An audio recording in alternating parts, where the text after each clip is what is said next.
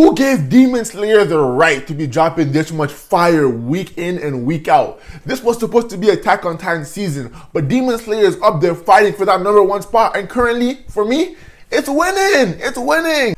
Demon Slayer has no right to be this good, and this week's episode only made everything better. We got the whole gang rising up from the ashes, the demons finally getting decapitated, and a major plot twist at the very end. So when this episode started, everybody was basically down and out except for our boy Tanjido. I want to give a quick little shout out to our boy Zenitsu. He's the MVP of this arc so far, but I will talk about him more later. So basically the demon teleports in front of Tanjido, says, wow, you must be one lucky guy to be alive still.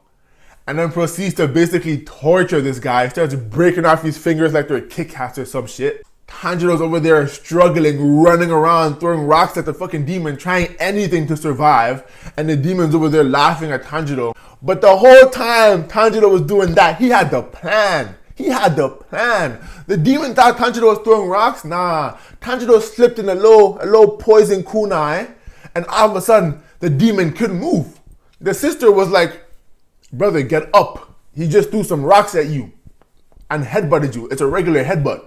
Get the fuck up. Why are you not getting up? They look down. There's a kunai in the demon's leg. And our boy Tanjiro is on go mode. Swords already out swinging at the demon's neck. The whole time I'm thinking, how does he still have the energy for this? He was the very first person to get in the fight. And he is the only person left fighting. He's been fighting for like 6 episodes straight. But as you know, all good things must come to an end. The demon took out the kunai and said, I'm about to slaughter this kid, man. Proceeds to slaughter. Nope. Our boy Izui comes back from the dead.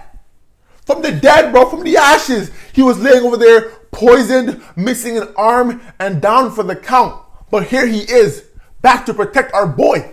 And as if that wasn't enough hype for the episode, Zenitsu comes back from the dead too. So at this point, it's Tanjiro and Izui versus the Upper 6 Demon. Izui looks like he's gotten the biggest second wind out of everybody there because he's fighting harder than ever, it seems like. And I do want to say that the animation for this week's episode was absolutely crazy. We all know that every single episode of Demon Slayer is going to be peak animation. But today, man, those flames look as real as they get. Was that CGI? Because there's no way you can draw flames to be that realistic, right? That had to be CGI or something, because it looks so real. While Tanjiro and Izui were fighting the demon, Zenitsu was fighting the little sister all by himself. And that can transition us to the MVP of this arc. Zenitsu, man, I wasn't expecting any of this from him. I thought this season we'd get some more light on Inosuke, but no, it's Zenitsu again. I am not disappointed at all because I love Zenitsu, but I thought because he only had one attack, they would shift away from him because there's not much you can do with that. But I was completely fucking wrong. The Thunderclap and Flash was just a base level move. He's improved that after Rengoku died. In this episode, he busted out his new move 2 times. One time to escape the rubble, and another time to attack the demon's little sister. And the move is called Thunderclap and Flash Godspeed. It's basically the same attack, but the speed of the attack has been increased tenfolds. All of that caught the demon's little sister by surprise. I should really know their names, but I just don't. You know why? Because I fucking hate them demons, bro. But yeah, all that caught the demon's little sister by surprise because she thought, this guy can't do nothing to me. His attacks don't hit hard enough or fast enough to cut me. And then he pulled out that move, and then she's over there getting worried. And then she tries to retaliate and attack Tanjiro. But then Inosuke comes back from the dead. He pops up and says, did you guys think a simple sickle to the heart would kill me? I am a boar. I was raised in a wild environment. I'm immune to poison. And because I'm so flexible, shifting my organs is no difficult task. I do this on the daily. And I said, okay, that checks out. That checks out. So now it's a 2v1 and a 2v1. And both of our teams are winning. Inosuke popped up at the very last second to help Zenitsu finish his attack by sawing off that girl's neck.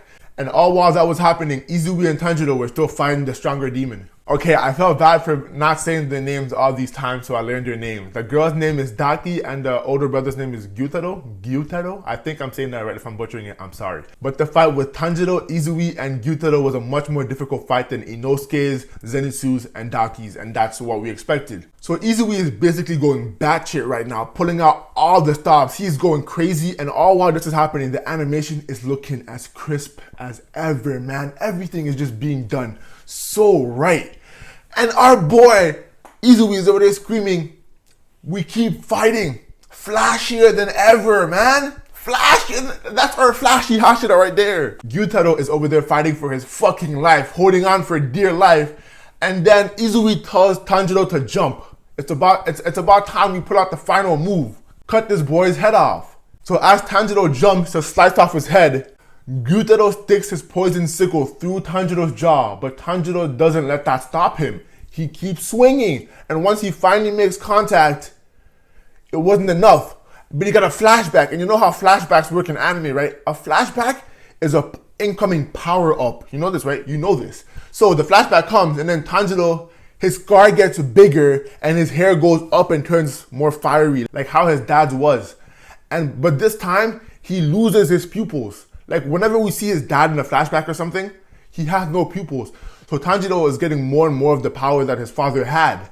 So that little power up that he gains is enough to bring it over the top, and they manage to cut off Gyutaro's head.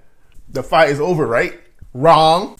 So both the heads are cut off, and Tanjiro is sitting down thinking the fight's done, but he is being heavily affected by that poison. And it really makes you think, if Izumi was able to fight for so long with this poison in his system, how high was his tolerance built up?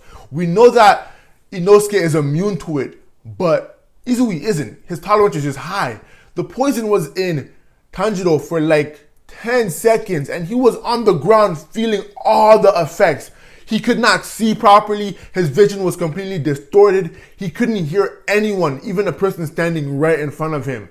And the whole time that was happening, Izumi was screaming, "Get up! It's not over yet." But like I just said, Tanjiro couldn't hear a thing. And then Gyutaro's body exploded. Basically like a kamikaze wide radius explosion attack, but replaced the explosions with blood sickles. And that's how the episode ended. He suicide bombed the whole fucking area. So now again, it looks like everyone is dead. I don't know how they're gonna escape this, but last episode I didn't know how they would escape that either, but here we are. So I hope next episode is as good as this one's. I know it's gonna be. But yeah, that's pretty much it. I do also wanna give a quick little mention to Tanjiro's mindset. When he was cutting off Gyutaro's head at the beginning of the episode, his little sister Daki was calling for his name. And when she said that, a flashback of Nezuko came to his mind, because he had a thought that in an alternate reality, me and Nezuko could have been Gyutaro and Daki, because I could have also been turned into a demon. But then he told himself, if I was turned to a demon though, I would hope a demon slayer could put me out of my misery and cut off my head. So he did have a moment of empathy, but then he overrode that by telling himself this is the right thing to do. And then he proceeded to finally cut off the demon's head. Not at the beginning, but at the end of the episode. But it's just that the fact that he was able to think about that while fighting is what makes him such a good main character. He is so empathetic, and that's why we love him so much. But that's basically much it. A crazy ass episode, and I cannot wait for next week.